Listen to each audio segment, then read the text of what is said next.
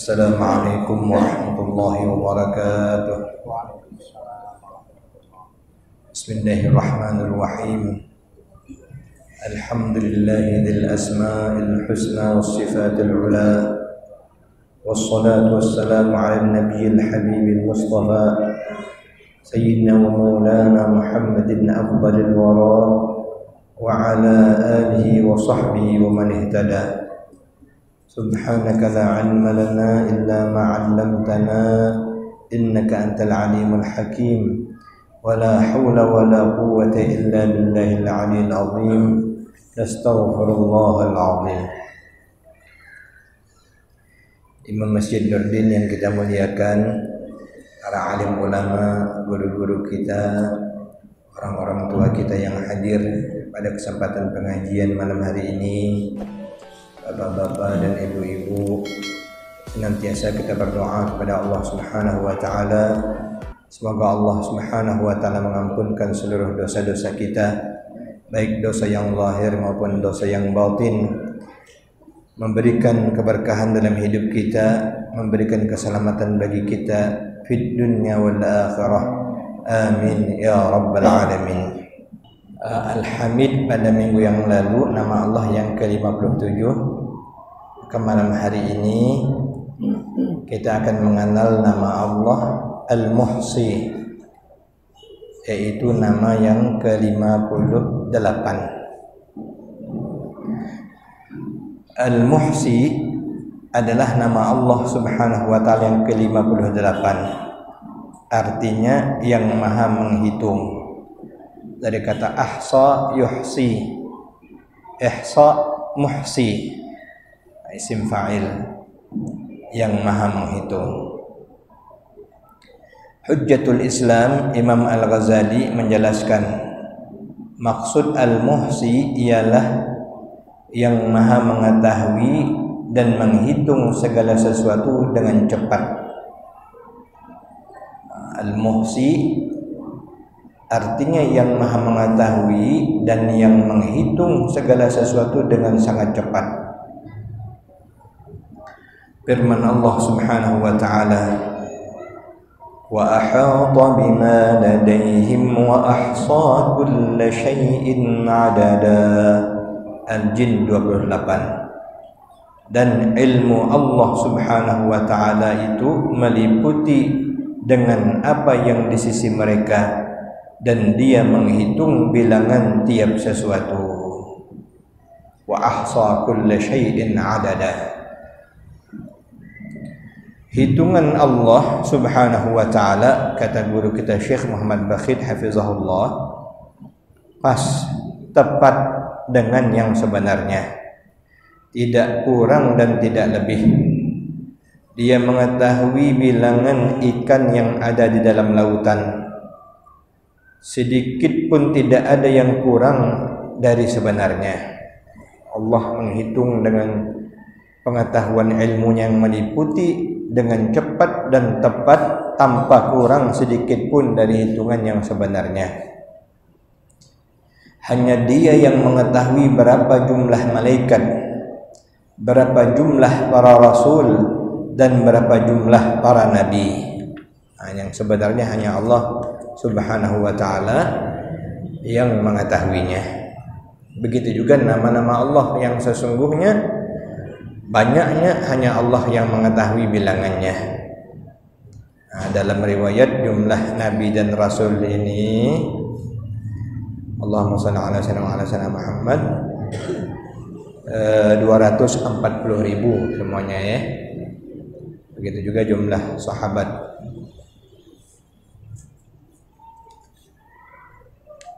Itu yang diketahui. Yang mengetahui hakikatnya sebenarnya hanyalah Allah Subhanahu wa taala. Ada pendapat ulama yang mengatakan jumlah para rasul ada 313.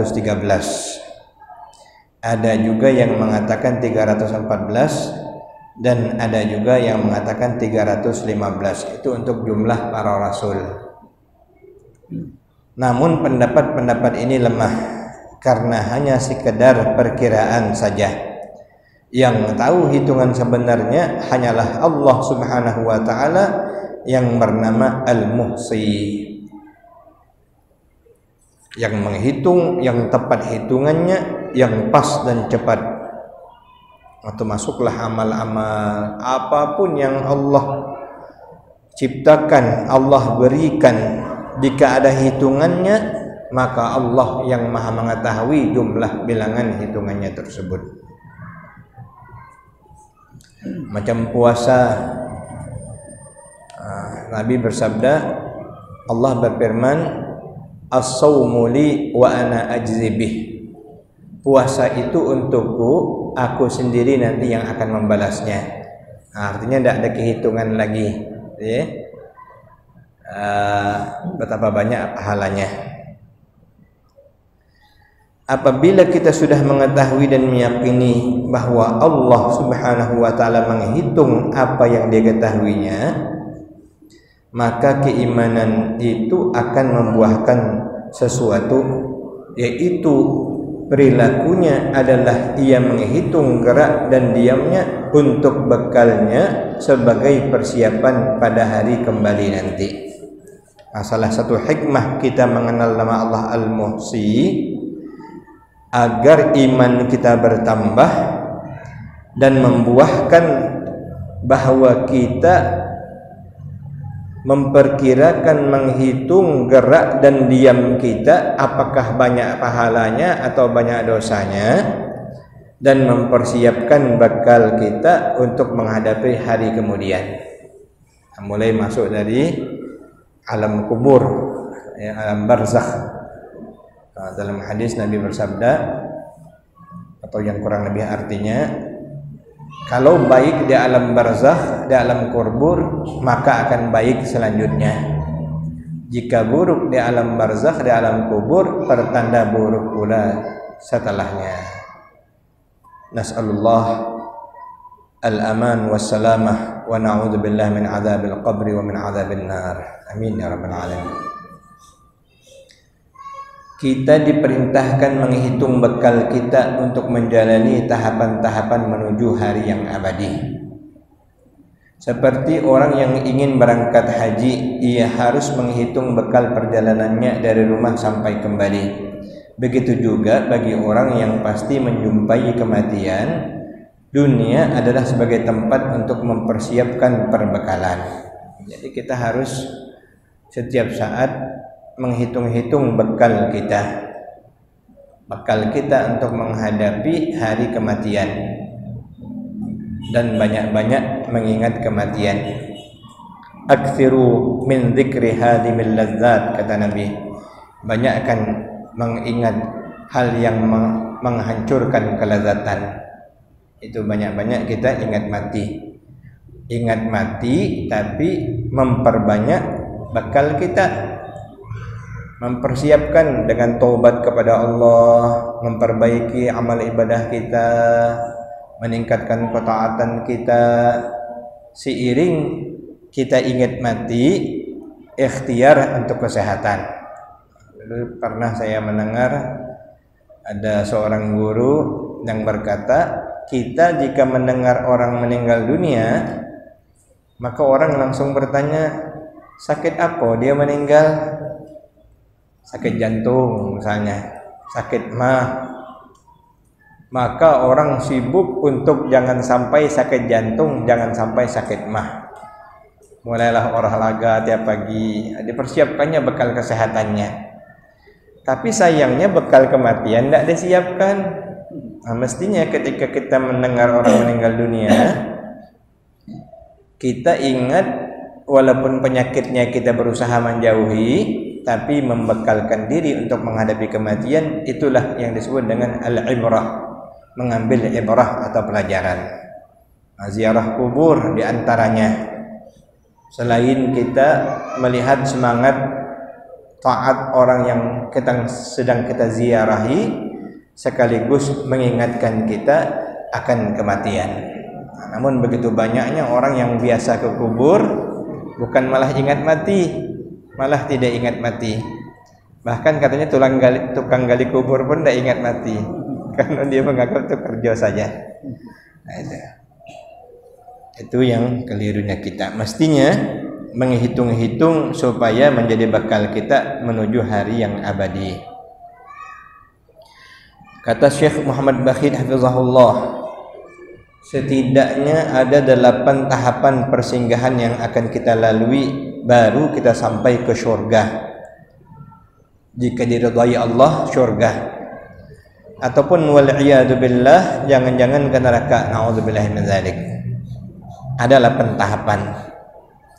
Agar jangan sampai ke neraka, maka kita wajib mempersiapkan sejak sekarang dan tidak boleh ditunda.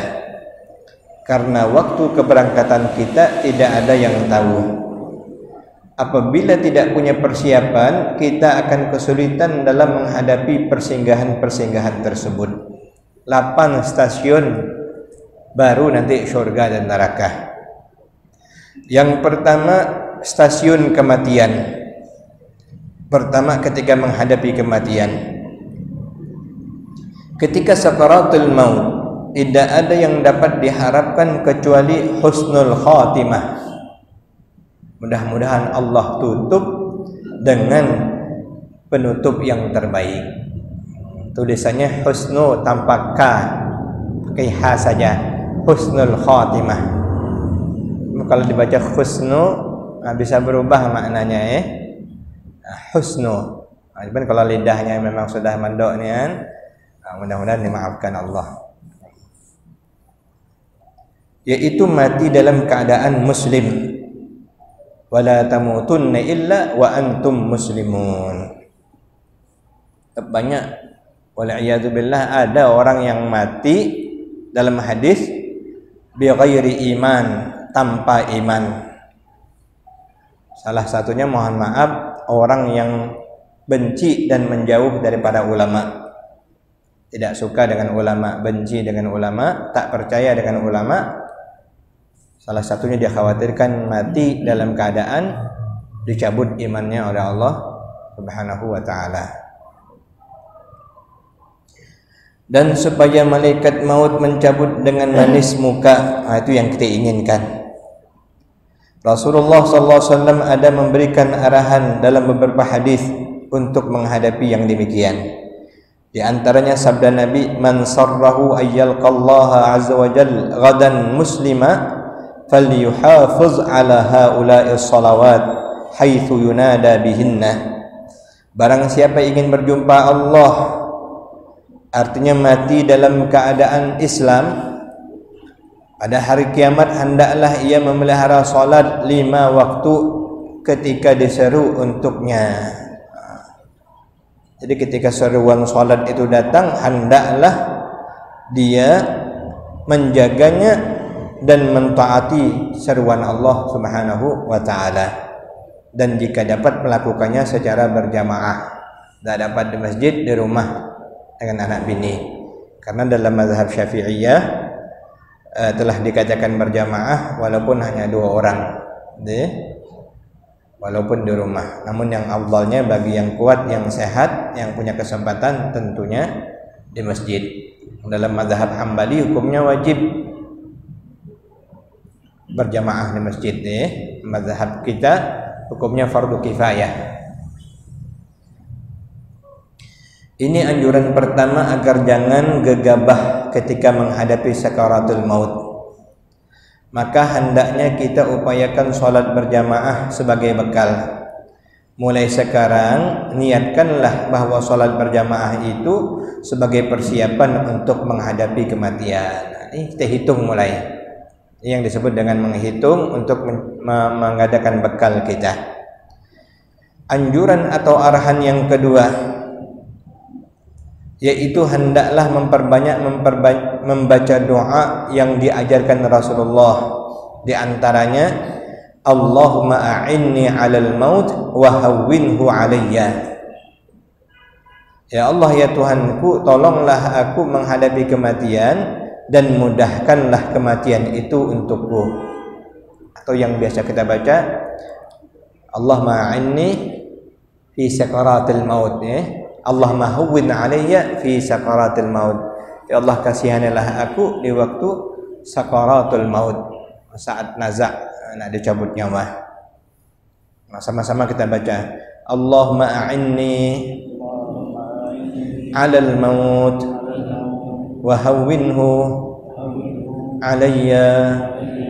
Allahumma a'inni 'alal maut wa hawwinhu 'alayya. Allahumma a'inni 'alal maut wa hawwinhu 'alayya. Ya Allah, tolonglah aku menghadapi kematian dan mudahkanlah kematian itu atasku.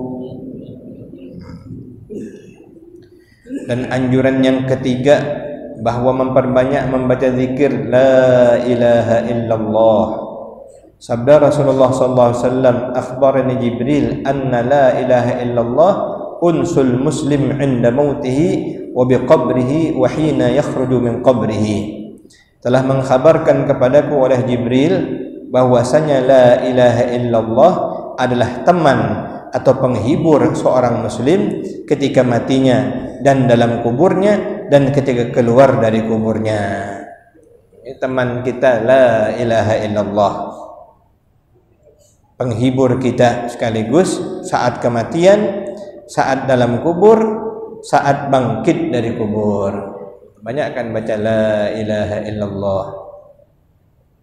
Dalam kitab Hudhudi kalau tidak khilaf disebutkan setiap kita berzikir la ilaha illallah atau ada bahagian yang kita amalkan, di antaranya bacalah dengan mad dipanjangkan, la ilaha illallah. Ini disebutkan juga dalam kitab Al-Adhkar, supaya betul-betul kita menjazamkan ketauhidan kita kepada Allah. Isinya kita bertobat kepada Allah, kita mengagungkan Allah, kita mentauhidkan Allah. Baca lambat-lambat 3 kali, niscaya 4.000 dosa kita diampunkan Allah. Dalam kitab Hudhudi disebutkan. Dalam hadis yang lain mantap lagi, man qala la ilaha illallah dakhalal jannah. Siapa yang mengatakan la ilaha illallah masuk syurga. Tinggal lagi cuciannya, pencuciannya itu yang mantap. Na'udzubillahi min dzalik ya. Sempat seminggu, sempat sehari saja, sebab sehari di akhirat sama dengan 1000 tahun dunia. Na'udzubillah. Tsumma na'udzubillahi min dzalik. Pokoknya yang kita mohon kepada Allah, ya Allah kasihanilah kami, masukkanlah kami ke dalam syurga bighairi hisab. Jangan dihitung-hitung ya Allah, tidak sanggup kami. Kalau sempat dihitung, sempat di meja hijau sidang mahkamah Allah, sedangkan dunia saja payah. Ini Pak Rifki dari kepolisian nih, sempat masuk ke pengadilan di dunia, payah orang lepas.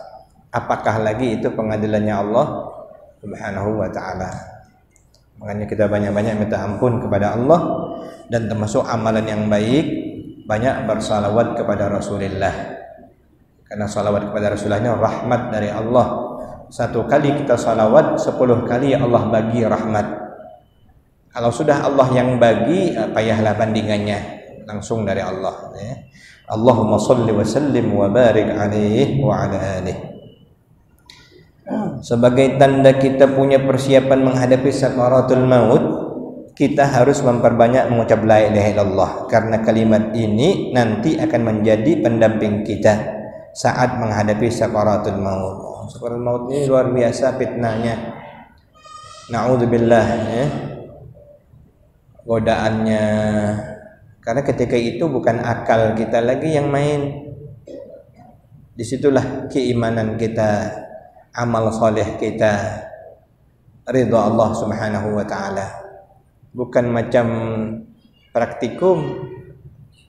Cuman salah satu isyarat dari Nabi, seseorang akan ditutup lidahnya dengan apa yang paling banyak diucapkannya waktu di dunia.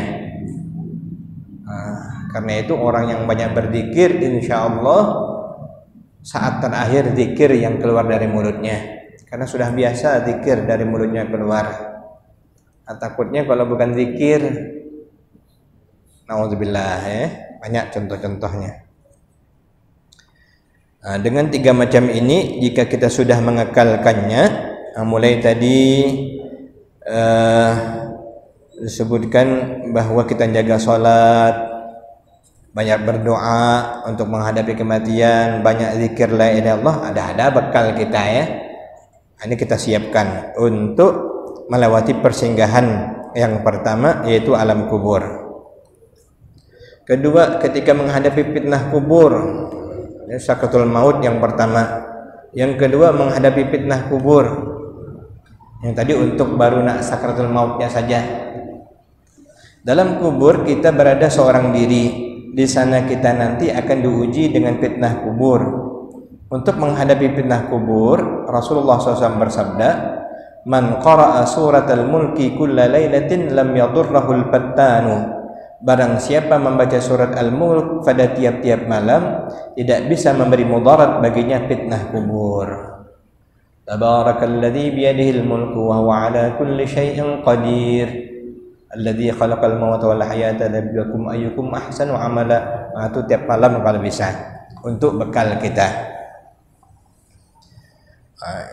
Yang ketiga, nah itu aman, kata Nabi, siapa yang mengamalkannya aman nanti dari azab kubur, fitnah kubur. Yang ketiga, sewaktu tinggal dalam kubur. Tadi untuk menghadapi fitnah kubur, ini menghadapi tinggal dalam kubur. Kita di dunia mungkin 50 tahun, 60 tahun, 70 tahun. Di dalam kubur tidak tahu.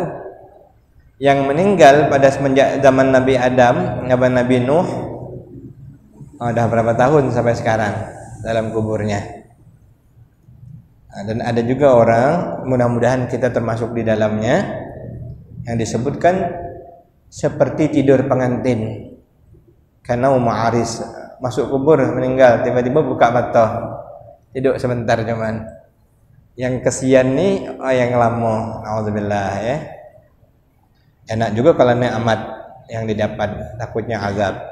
Allahumma inna na'udzubika min azabil qabri wa min azabin nar. Makanya bacaan dalam tahiyat akhir, tasyahud akhir, di antara yang diajarkan Nabi berlindung dari yang 4. Misalnya Allahumma inna a'udzubika min azabil qabri wa min azabin nar wa min syarri fitnatil mahya wal mamat wa min syarri fitnatil masiihid dajjal. Nah, redaksinya ada yang berbeda juga. Berlindung kepada Allah dari azab kubur dan azab api neraka, fitnah dunia kehidupan, dan fitnah dajjal. Nah, dajjal ini paling ngeri di akhir zaman. Kemudian apa yang kita siapkan untuk tinggal dalam kubur? Nah, di antaranya beramal untuk menambah kebaikan. Sudah tidak bisa lagi karena sudah meninggal. Satu-satunya harapan waktu itu adalah mengharap kepada yang masih hidup, agar setiap saat mendoakan dan mengirimkan amal kebaikannya, agar pahalanya disampaikan kepada yang meninggal dunia. Sabda Rasulullah SAW, "Idza mata ibnu Adam inqata'a amaluhu illa min salas." Apabila anak Adam meninggal, terputuslah amalannya kecuali 3 hal. Shadaqatin jariyah, sedekah jariyah, au ilmin yuntafa'u bih, atau ilmu yang bermanfaat, aw waladin salihin yad'ulah, atau anak saleh yang mendoakan orang tuanya. Terputus sudah. Bagi yang mati tidak ada lokak lagi dia nak beramal karena sudah tidak dapat berbuat. Tapi yang hidup yang mendoakan, anak salehnya mendoakan, bersedekah atas nama orang tuanya, itu sampai ya. Atau sepakat para ulama sampai. Ini hadis itu pahamnya begitu. Ada orang lain pahamnya berbeda, habis langsung, udah meninggal dunia tidak bisa apa-apa lagi. Padahal tidak. Artinya dari waladin salih yad'ulah ini yang hidup nanti yang mendoakan kepada yang mati. Keempat, kelima, keenam, ketika menghadapi hari berbangkit dari kubur dan menuju padang mahsyar, atau apa yang nak kita siapkan. Semenjak kita dibangkit, atau stasiun keempat, kelima, dan keenam, Semenjak kita dibangkit, kemudian dihalau, digiring menuju padang mahsyar, dikumpulkan, dihalau ya, husyarat. Sangat besar huru-haranya yang akan kita temui jika tidak ada persiapan dalam menghadapinya. Rasulullah SAW menerangkan bahwa ketika dibangkit dari kubur menuju padang mahsyar, manusia ketika itu dalam keadaan sangat lapar, haus, bahkan telanjang. Rasul bersabda, yuhsyarun nasu yawmal qiyamah a'ra ma kanu qattu wa ajwa ma kanu qattu wa a'tasha ma kanu qattu wa ansaba ma kanu qattu faman kasa lillahi kasahu Allah wa man at'ama lillahi at'amahu Allah wa man saqa lillahi saqahu Allah. Umat manusia dihimpun pada hari kiamat dalam keadaan sangat telanjang, sangat lapar, sangat haus, serta sangat bersusah payah. Maka barang siapa memberi pakaian karena Allah kepada seseorang di dunia, maka Allah akan memberinya pakaian. Barang siapa memberi pakaian karena memberi makan karena Allah akan seseorang, Allah akan memberinya makanan. Barang siapa memberi minuman karena Allah pada seseorang, maka Allah akan memberinya minuman di padang mahsyar. Jadi nak baiklah jadi orang adalah kita ngajak makan orang, adalah memberi pakaian orang, adalah kita memberi minum kepada orang. Karena hikmahnya luar biasa. Di akhirat nanti di padang mahsyar itu menjadi gantinya untuk kita diberi pakaian, kemudian diberi makanan, diberi minuman oleh Allah Subhanahu wa ta'ala. Ketujuh, ketika dihisab amal. Ada orang-orang yang dihisab dengan hisab yang sulit atau sangat teliti. Ada juga yang dihisab dengan mudah. Ada juga orang-orang tanpa dihisab sama sekali. Agar termasuk dari kelompok orang-orang yang masuk syurga tanpa dihisab, Rasul bersabda, wa anna talibal ilmi wal mar'atal muti'ata li zawjiha wal waladal barra liwalidayhi yadkhulunal jannata bighairi hisab. Sesungguhnya orang-orang yang menuntut ilmu, perempuan yang taat kepada suaminya, anak-anak yang berbakti kepada kedua orang tuanya, yadkhulunal jannah bighairi hisab, akan masuk syurga tanpa dihisab. Makanya kita nuntut ilmu ni tak boleh putus. Niat terus nuntut ilmu karena Allah Subhanahu wa ta'ala. Istri yang salihah, yang taat kepada suaminya, yang mendukung agama suaminya, anak yang taat, yang baik, berbakti kepada orang tuanya, masuk syurga bighairi hisab.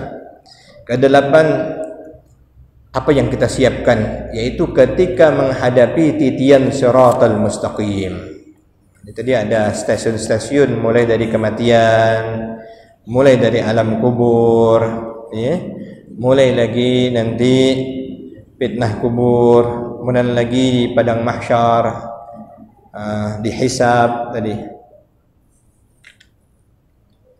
Ini yang terakhir, yang kedelapan, ketika menghadapi titian siratal mustaqim. Inilah akhir huru-hara atau fitnah dan penentuan. Jika kita tidak ada persiapan, kita akan gugur ketika menyeberangi siratal mustaqim. Rasulullah SAW bersabda, "Athbatukum 'ala as-sirat ashaddukum hubban li ahli baiti." Orang yang paling kokoh pijakannya nanti di atas siratal mustaqim, orang yang paling mencintai ahli baitku, kata Rasulullah SAW. Mencintai keluarga Rasulullah SAW. Karena Allah berfirman dalam Al-Quran, Nabi diperintahkan Allah, qul, katakanlah wahai Nabi Muhammad, la as'alukum alaihi ajra, aku tidak minta upah apa-apa, illal mawaddata fil qurba, kecuali mencintai kerabatku, ahlul bait Rasulullah sallallahu alaihi wa ala alihi wasallam. Jadi terhadap ahlul bait, anak cucu Nabi, keturunan Nabi, kita wajib ta'zim, wajib menghormati. Kalaupun tak cocok, kita hindari saja. Jangan sampai kita mencaci, menghina, menyakiti. Itu nanti berhadapan dengan Rasulullah sallallahu alaihi wasallam. Bab manusia ada khilafnya, ada salahnya, siapapun juga. Yang benar kita ikuti, yang salah kita tidak ikuti, namun kita tetap menjaga adab kita. Termasuk untuk dapat terkait menjadi keluarga Nabi ada caranya, yaitu menjadi hamba mukmin yang bertakwa sebenar-benar takwa. Dalam satu ungkapan disebutkan Ahlul Bait, salah satu yang masuk kategori Ahlul Bait adalah kullu mu'minin taqi, setiap orang yang beriman yang benar-benar bertakwa kepada Allah, selain yang darahnya nasabnya dari Rasulullah sallallahu alaihi wasallam. Dan juga sabda Nabi, man yakunil masjid baitahu dhaminallahu birrauhi warahmati wal jawazi 'ala as-sirat. Barang siapa menjadikan masjid bagaikan rumahnya, Allah menjaminnya mendapat kelapangan dan rahmat serta lewat di atas shiratal mustaqim. Masjid, yang suka masjid, yang cinta masjid, yang hatinya senantiasa terkait dengan masjid. Inilah 8 macam tempat persinggahan yang pasti akan kita lewati. Kita berdoa kepada Allah Subhanahu wa taala yang bernama Al-Muhsi agar Allah Subhanahu wa taala memberikan keselamatan, keamanan dan ketentraman bagi kita dan menjadikan kita dapat mempersiapkan bekal-bekal kita untuk menghadapi khususnya yang tadi disebutkan 8 stasiun akhirat. Semoga kita termasuk selamat di dunia wal akhirah. Amin ya rabbal alamin. Ala ya'lamu man khalaqa wa huwal latiful khabir, ya latifan bi khalqi, ya aliman bi khalqi, ya khabiran bi khalqi, ultum bina, ya latif ya alim ya khabir, ya latifan bi khalqi, ya aliman bi khalqi, ya khabiran bi khalqi, ultum bina, ya latif ya alim ya khabir, ya latifan bi khalqi, ya aliman bi khalqi, ya khabiran bi khalqi, ultum bina, ya latif ya alim ya khabir, ya latifan lam yazal, ultum bina bima nazal, innak latifun lam tazal, ultum bina wal muslimin, ya latifan lam yazal, ultum bina fima nazal, innak latifun lam tazal, ultum bina wal muslimin, ya latifan lam yazal, ultum bina fima nazal, innak latifun lam tazal, ultum bina wal muslimin. Mohon keikhlasannya juga mendoakan abah saya yang sekarang sedang sakit di Kuala Tungkal, dan juga untuk saya yang ada juga sakit, dan juga seluruh kaum muslimin, kita semua saudara kita yang sakit, mudah-mudahan segera disembuhkan oleh Allah Subhanahu wa taala. Amin ya rabbal alamin. Bismillahirrahmanirrahim. Alhamdulillahirabbil alamin. Allahumma shalli ala sayyidina Muhammadin salatan tibbil qulubi wa dawaiha wa afiyatil abdan wa shifaiha wa nuril absar wa diyaiha wa qutil arwahi wa ghidaiha wa ala alihi wa sahbihi wa sallim.